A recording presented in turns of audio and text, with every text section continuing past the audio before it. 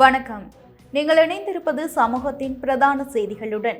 செய்திகளுக்காக உங்களுடன் இணைந்து கொள்ளும் நான் கஜிதா திருநாவுக்கரசு.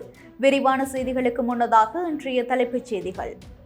மின் கட்டணத்தை குறைக்க அதிரடி நடவடிக்கை. இலங்கை வந்தடைந்தன மேலும் 7 பிரமாண்ட மின்கல சேமிப்பு கட்டமைப்புகள். சூரிய மின்சக்தி உற்பத்தியை தற்காலிகமாக நிறுத்துமாறு கோரிக்கை. நிலுவைத் தொகை 1 மாதத்தில் வழங்கப்படும் என்று நாடாளுமன்றத்தில் உறுதி. சாவகச்சேரி உபதவிசாளர் நீக்கப்பட்டதற்கு எதிர்ப்பு. முழு அடைப்பு போராட்டத்தால் ஸ்தம்பித்தது நகரம். 12 கோடி ரூபாய் லஞ்ச விவகாரம். முன்னாள் அமைச்சர் விஜயதாச ராஜபக்சவிற்கு வலை வீசும் லஞ்ச ஒழிப்பு ஆணைக்குழு. உயர் நீதிமன்ற வெற்றிடங்களால் நீதித்துறை முடக்கம். சபாநாயகரிடம் அவசர விவாதம் கோருகின்றது எதிர்க்கட்சி. மாத்தறை தலள வீதியில் 2 தனியார் பேருந்துகள் நேருக்கு நேர் மோதி பயங்கர விபத்து. 40க்கும் மேற்பட்டோர் காயம். 49,000 பேருக்கு டெங்கு பாதிப்பு. நாடாளுமன்றத்தில் எதிர்க்கட்சித் தலைவர் கவலை. பதிலளிக்க அமைச்சர் இல்லாததால் வாக்குவாதம். வாக்வெல்ல பாலத்திற்கு அருகில் கைகால்கள் கட்டப்பட்ட நிலையில் சடலமாக மீட்பு. பொடி லசையின் நெருங்கிய சகா என்று அடையாளம். கொழும்பில் வீடற்ற மக்களுக்கு நற்செய்தி. கொலன்னாவையில் 624 அடுக்குமாடி குடியிருப்புகள் தயார். உலகை உலுக்கிய நிலநடுக்கங்கள். ஜப்பானில் 5.8 ரிக்டர் அளவில் பதிவு. வெனிசுலாவில் பலி எண்ணிக்கை 235 உயர்வு. அவை எமது தலைப்புச் செய்திகள். இனி தொடர்பான விரிவான செய்திகள். நாட்டின் மின்சார கட்டமைப்பை நிலைப்படுத்துவதற்கும் நுகர்வோருக்கு மின் கட்டணத்தில் நிவாரணம் வழங்குவதற்கும் அரசாங்கத்தினால் ஆரம்பிக்கப்பட்ட மின்கல சக்தி சேமிப்பு முறைமை திட்டத்தின் கீழ் மேலும் 7 பிரம்மாண்ட களஞ்சிய கட்டமைப்புகள் கொழும்பு துறைமுகத்திற்கு கொண்டுவரப்பட்டுள்ளன. இலங்கை துறைமுகங்கள் மற்றும் சிவில் விமான சேவைகள் அமைச்சு இந்த தகவலை அதிகாரப்பூர்வமாக வெளியிட்டுள்ளது. கொண்டுவரப்பட்டுள்ள இந்த 7 புதிய ஆற்றல் சேமிப்பு கட்டமைப்புகளும் பாணந்துறை, பெலியத்த, ஹம்பாந்தோட்டை, அம்பாறை, வவுனதீவு, வாழைச்சேனை, மகியங்கனை ஆகிய பகுதிகளில் உள்ள மின்சார பரிமாற்ற உபநிலையங்களுக்கு அருகில் நிறுவப்பட உள்ளன.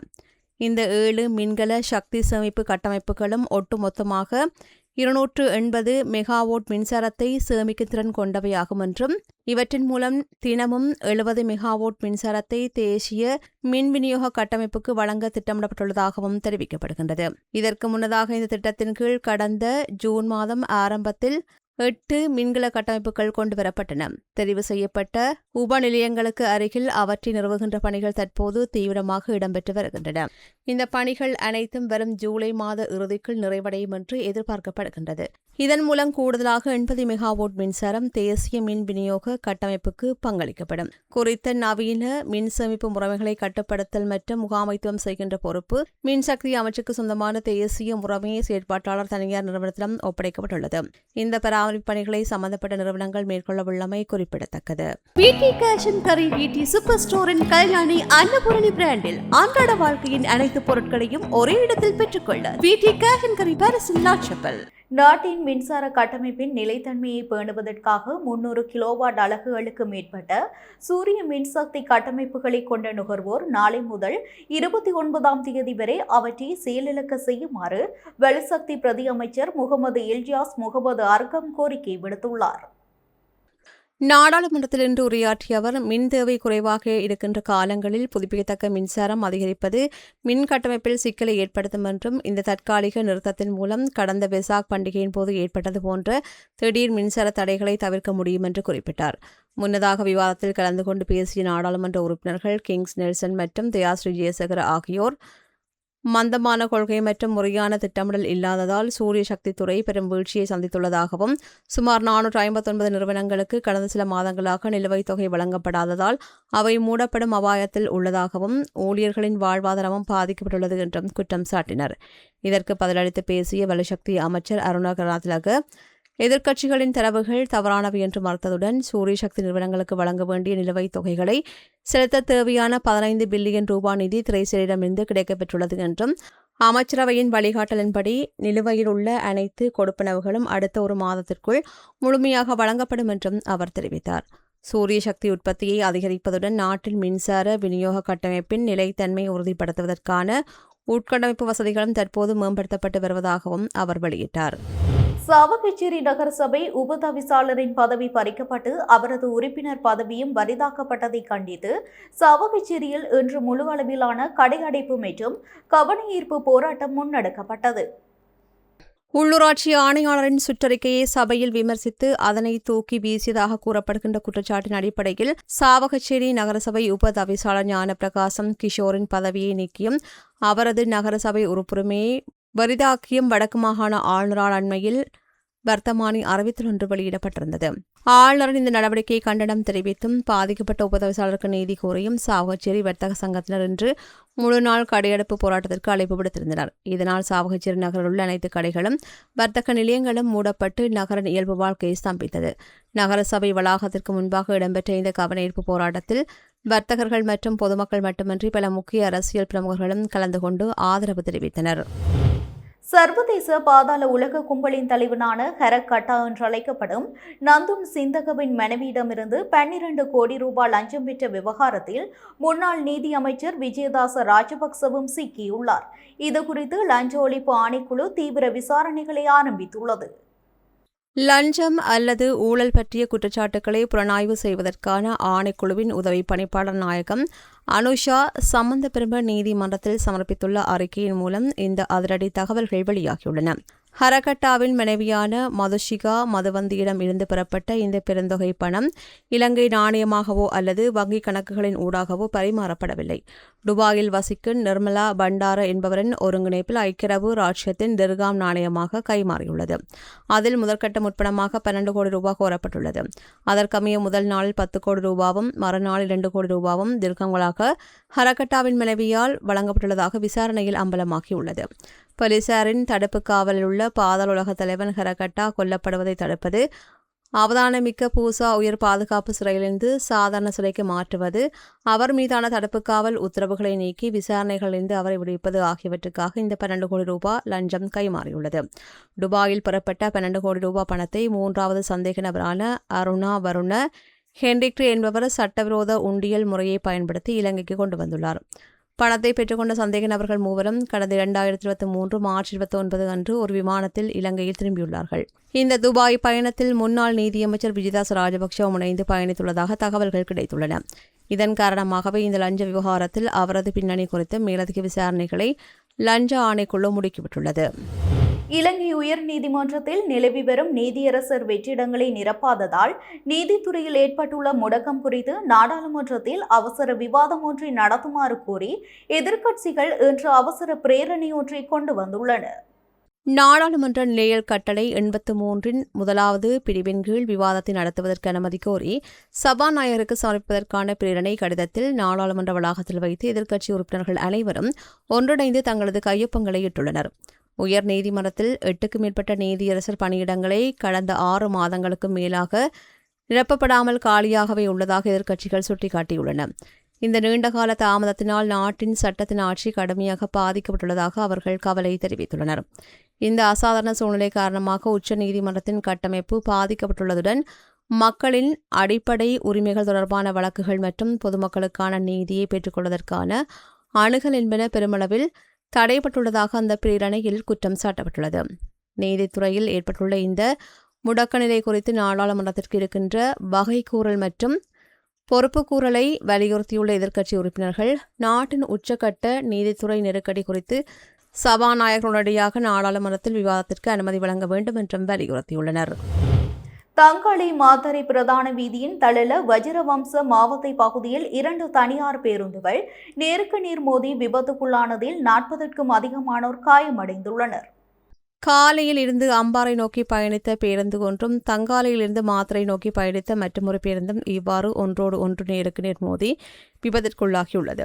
விபத்தில் படுகாயமடைந்தவர்களில் 12க்கும் மேற்பட்டோர் உடனடியாக மாத்தறை மற்றும் பதிகம வைத்தியசாலைகளில் தீவிர சிகிச்சைக்காக அனுமதிக்கப்பட்டுள்ளதாக போலீசார் தெரிவித்தனர். விபத்து நடந்த பகுதிக்கு விரைந்த போலீசாரும் பொதுமக்களும் இணைந்து தொடர்ந்து மீட்புப் பணிகளில் ஈடுபட்டு வருகின்றனர். இந்த விபத்து காரணமாக மாத்தறை தங்காலை வீதியின் போக்குவரத்து சேவைகளும் தற்காலிகமாக பாதிக்கப்பட்டுள்ளதாகவும் விபத்து தொடர்பான மேலதிக விசாரணைகளை போலீசார் மேற்கொண்டு வருகின்றமையும் குறிப்பிடத்தக்கது. நாட்டில் டெங்கு நோயாளர்களின் எண்ணிக்கை 49,000 அதிகரித்துள்ளதால் இதுகுறித்து அரசாங்கம் அவசர கவனம் செலுத்த வேண்டும் என எதிர்க்கட்சித் தலைவர் சஜித் பிரேமதாச நாடாளுமன்றத்தில் வலியுறுத்தியுள்ளார். நாடாளுமன்றில் இன்று உரையாற்றிய அவர் டெங்கு நோயால் பாதிக்கப்பட்டவர்கள் 25,000 பேர் மேல் மாகாணத்தைச் சேர்ந்தவர்கள் என்ற அதிர்ச்சி தகவலை வெளியிட்டார்.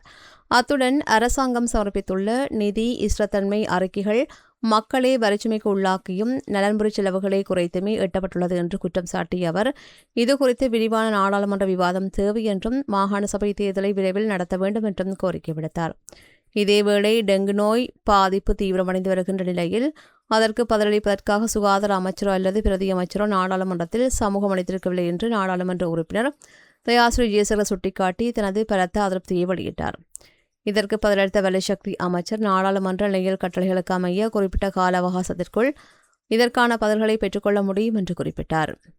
எனினும் சுகாதார கேள்விக்கு உடனடியாக பதிலளிக்க வேண்டிய அமைச்சர்கள் சபையில் இல்லாதது குறித்து ஆளுந்தரப்பிற்கும் எதிர்த்தரப்புக்கும் இடையே நாடாளுமன்றத்தில் காரசாரமான வாக்குவாதம் ஏற்பட்டது.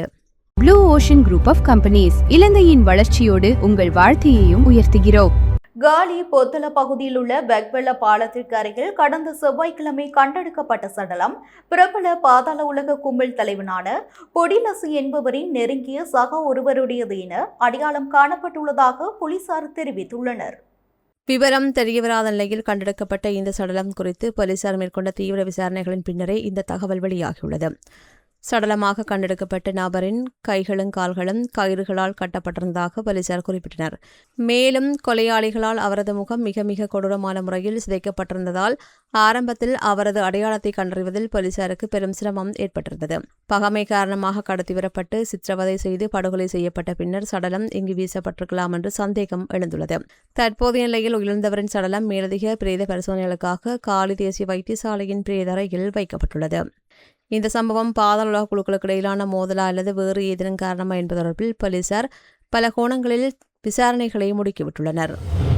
கொழும்பு கொலென்னாவ பகுதியில் குறைந்த வருமானம் பெறும் மற்றும் வீடற்ற மக்களுக்காக கட்டப்பட்டு வந்த 624 வீடமைப்பு அலகுகளை கொண்ட 12 மாடி பிரம்மாண்ட வீடமைப்பு வளாகத்தின் கட்டுமான பணிகள் முழுமையாக நிறைவடைந்துள்ளதாக நகர அபிவிருத்தி அமைச்சு அறிவித்துள்ளது. ஆசிய உட்கட்டமைப்பு முதலீட்டு வங்கியின் நிதியுதவியுடன் சுமார் 5,784 மில்லியன் ரூபாய் பெரும் செலவில் இந்த நவீன அடுக்குமாடி வீடமைப்பு வளாகம் நிர்மாணிக்கப்பட்டுள்ளது. கட்டுமான பணிகள் அனைத்து நிறைவடைந்துள்ள நிலையில் இந்த புதிய வீடமைப்பு அலகுகளை தகுதியுடைய மக்களிடம் உத்தியோகமாக கையளிப்பதற்கான அனைத்து இறுதிக்கட்ட ஏற்பாடுகளும் தற்போது அமைச்சினால் இறுதி செய்யப்பட்டுள்ளன. முன்னதாக நகர அபிவிருத்தி பிரதி அமைச்சர் ஏரங்க குணசேகர குறித்த பகுதிக்கு நேரில் விஜயம் செய்து குடியிருப்புகளின் தரம் மற்றும் இறுதிக்கட்ட பணிகளை பார்வையிட்டு ஆய்வு செய்துள்ளார். இந்த திட்டத்தின் மூலம் கொழும்பு நகரில் நீண்ட காலமாக நிலை வந்த வீடற்றவருக்கான பிரச்சினைக்கு பெருமளவில் தீர்வு கிடைக்கும் என்று எதிர்பார்க்கப்படுகின்றது. ராயல்டி என்ஜினியரிங் வழங்கும் நவீன அடுக்குமாடி குடியிருப்புகள் இப்போது விற்பனைக்கு. Colombo 6 Wellawatte bus line hall ரோட்டுக்கு மிக அருகாமையில். இன்றைய தினம் உலகின் 20 நாடுகளில் சக்தி வாய்ந்த நிலநடுக்கங்கள் பதிவாகியுள்ளன. ஜப்பானில் நல்வாய்ப்பாக பாதிப்புகள் ஏதும் ஏற்படாத நிலையில் வெனிசுலாவில் பேரழிவு ஏற்பட்டுள்ளது. ஜப்பானின் சிபா மாகாணத்தில் இன்று உள்ளூர் நேரப்படி மதியம் 12:46 சக்தி வாய்ந்த நிலநடுக்கம் ஒன்று பதிவாகியுள்ளது. இது ரிக்டர் அளவில் 5.8 பதிவாகியுள்ளதாக ஜப்பான் வானிலை ஆய்வு மையமும் அமெரிக்க புவியியல் ஆய்வு மையமும் உறுதிப்படுத்தியுள்ளன. கடலுக்கடியில் சுமார் 50 கிலோமீட்டர் ஆழத்தில் ஏற்பட்ட இந்த நிலநடுக்கம் தலைநகர் டோக்கியோ மற்றும் அதனை சுற்றியுள்ள பகுதிகளை வலுவாக உலுக்கியுள்ளது. எனினும் இதற்கு சுனாமி எச்சரிக்கை எதுவும் விடுக்கப்படவில்லை. மேலும் இந்த நிலநடுக்கத்தால் உயிரிழப்புகள் அல்லது பெரிய அளவிலான சொத்து சேதங்களோ ஏற்பட்டதாக உடனடியாக தகவல்கள் எதுவும் வெளியாகவில்லை. இதேவேளை வெனிசுலாவில் அடுத்தடுத்து ஏற்பட்ட 7.1 மற்றும் 7.5 ரிக்டர் அளவிலான இரு மிக சக்தி வாய்ந்த இரட்டை நிலநடுக்கங்களால் அந்த நாடு பெரும் பேரழிவை சந்தித்துள்ளது. தற்போதைய நிலவரப்படி உயிரிழந்தவர்கள் எண்ணிக்கை 235 உயர்ந்துள்ளது என்று அந்த நாட்டு சுகாதார அமைச்சு தெரிவித்துள்ளது. அமெரிக்கா மற்றும் ஈரான் இடையே அண்மையில் தற்காலிக அமைதி ஒப்பந்தம் கையெழுத்தான நிலையில் உலகின் மிக முக்கிய கடல் வழித்தடமான ஹோர்மோஸ் நீரிணையில் சிங்கப்பூர் சரக்கு கப்பல் மீது ஈரான் ராணுவம் தாக்குதல் நடத்தியுள்ளது. இதனால் இந்த பிராந்தியத்தில் மீண்டும் பெரும் பதட்டம் வெடித்துள்ளது. நேற்று ஹோர்மோஸ் நீரிணை கடக்கும் என்ற சிங்கப்பூர் கொடியேந்திய எவர் லவ்லி என்ற சரக்கு கப்பல் மீது ஈரானின் இஸ்லாமிய புரட்சிகர பாதுகாப்பு படையினர் இந்த தாக்குதல் நடத்தியுள்ளதாக இரு மூத்த அமெரிக்க அதிகாரிகள் உறுதிப்படுத்தியுள்ளனர். கப்பல் மீது தாக்குதல் நடத்தப்படுவதற்கு முன்னதாக ஈரானின் ஒரு வழி தாக்குதல் நடத்துகின்ற அதிநவீன ட்ரோன் ஒன்று கப்பலின் மேற்கு பக்கமாக நகர்ந்து கொண்டு சென்றுள்ளது. அதன் பின்னரே இந்த தாக்குதல் நடத்தப்பட்டுள்ளதாகவும் இது திட்டமிட்டு அரங்கேற்றப்பட்ட ஒன்று என்பது தெளிவாகியுள்ளது என்றும் அதிகாரிகள் சுட்டிக்காட்டியுள்ளனர். இத்துடன் நமது பிரதான செய்திகள் நிறைவடைகின்றன. தொடர்ந்தும் சமூகத்துடன் இணைந்திருங்கள். வணக்கம். எமது RIP பேச்சுக்கு கிடைத்த மரண அறிவித்தல்கள். யாழ்ப்பாணம் நைனாதிவு 7ஆம் வட்டாரத்தை பிறப்பிடமாகவும் 5ஆம் வட்டாரம் மற்றும் கொழும்பு ஆகிய இடங்களை வாழ்விடங்களாகவும் கொண்டிருந்த திருமதி லட்சுமணன் தனலட்சுமி அவர்கள் 25/6/2026 வியாழக்கிழமை அன்று இறைப்பதமடைந்தார். யாழ்ப்பாணம் கோப்பாயை பிறப்பிடமாகவும் கனடா மான்ட்ரியலை பதிப்பிடமாகவும் கொண்டிருந்த திரு ராசலிங்கம் இந்திரகுமார் அவர்கள் 23/6/2026 அன்று காலமானார். யாழ்ப்பாணம் கொழும்புத்துறையை பிறப்பிடமாகவும் பிரதான வீதியை பதிப்பிடமாகவும் கொண்டிருந்த திரு அம்பலவாணர் தங்கவேலு அவர்கள் 25/6/2026 அன்று இறைப்பதமடைந்தார். யாழ்ப்பாணம் அளவட்டியை பிறப்பிடமாகவும் தெல்லிப்பளை வீமன்காமம் மற்றும் அமெரிக்கா ஆகிய இடங்களை வாழ்விடங்களாகவும் கொண்டிருந்த திருமதி பாலகௌரி மகேந்திரன் அவர்கள் 20/6/2026 சனிக்கிழமை அன்று இறைவனடி சேர்ந்தார். மேலே அறிவிக்கப்பட்ட அனைத்து மரண அறிவித்தல் இறுதிக்கிரியை பற்றிய தகவல்களை அறிந்து கொள்ள ரிப் பேஜை பார்வையிடுங்கள். இதற்கான லிங்க் கீழிருக்கும் டிஸ்கிரிப்ஷனில் பார்வையிடலாம். இது போன்ற செய்திகளை தெரிந்து கொள்ள சமூகம் நியூஸ் சேனலை சப்ஸ்கிரைப் செய்து அருகில் உள்ள பெல் பட்டனை கிளிக் செய்யுங்கள். மேலும் இது போன்ற செய்திகளை உடனுக்குடன் தெரிந்து கொள்ள சமூகமீடியா.com என்ற இணையதளத்தின் வாயிலாகவும் எங்களுடன் இணைந்திருங்கள்.